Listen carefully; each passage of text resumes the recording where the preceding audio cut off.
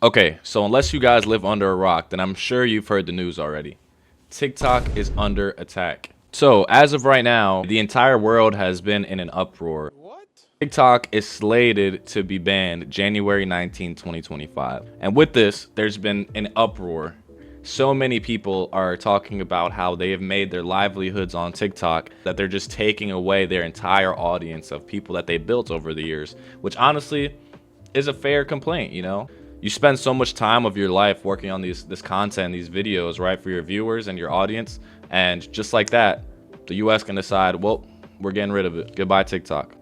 I think people are starting to realize that we're already at the point where a majority of our apps are collecting our information and sending them to China anyway, and other people that are paying for our data. So it's like, why TikTok, right? TikTok has given us all these life hacks, have given us all this different new information, and it's been extremely helpful. If you are as old as I am, then you were also around for the ending of Vine, I'll have to ask my accountant about that. which was also super popular. It was pretty much the TikTok of its time, way back when.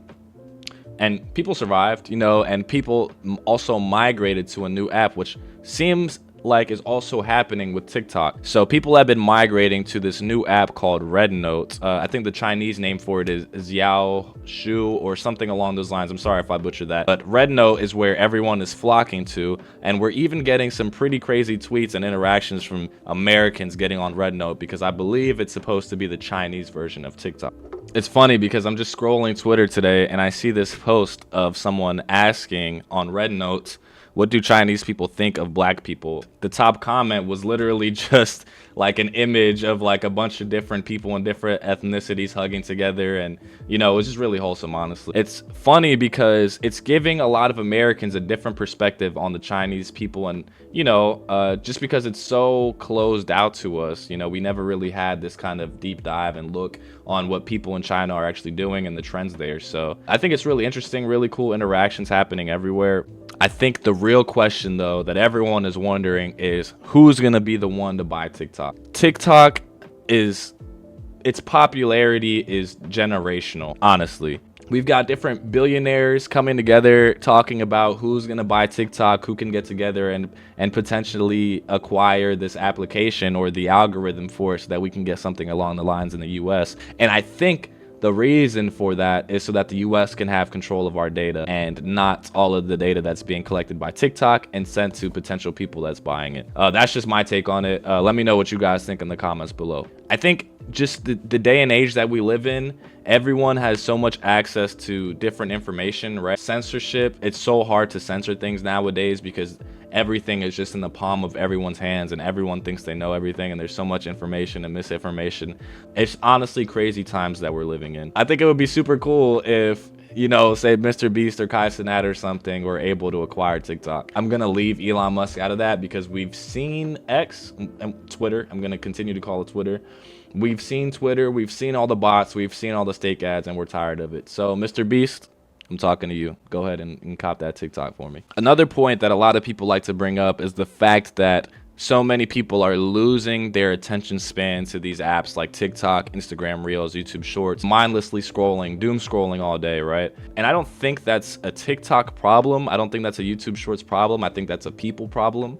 I think we need to monitor how much time we're spending on these apps, and I think we need to regulate it a little bit more. Honestly, I feel like ever since this format of apps have dropped, you know, like the Instagram Reels, Shorts, etc., I think people have been spending exponentially more time on their cellular devices. I think they just, you know, they found the method.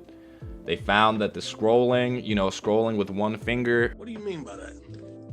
finding what you like, continuing to scroll, clicking on people's pages, it just has been so effective in grabbing people's attention that it's honestly it's been detrimental. And I think the people need to learn to control how much time they're spending on their phones. I don't think that needs to be something limited by the apps, personally. Also, can we talk about how funny it is that the president was literally like, let's ban TikTok, the Chinese are collecting our data, and Americans are like, ha, we'll just go to the source. Tell me that's not super funny. I personally don't know if I'm gonna download Red Note or not, or this new TikTok. I think I'm gonna wait it out a little bit just for security purposes. I'm gonna wait it out. I'm gonna see how other people are interacting with the app. I'm gonna see if it's something that I'm interested in. If it's literally a clone of TikTok, then maybe.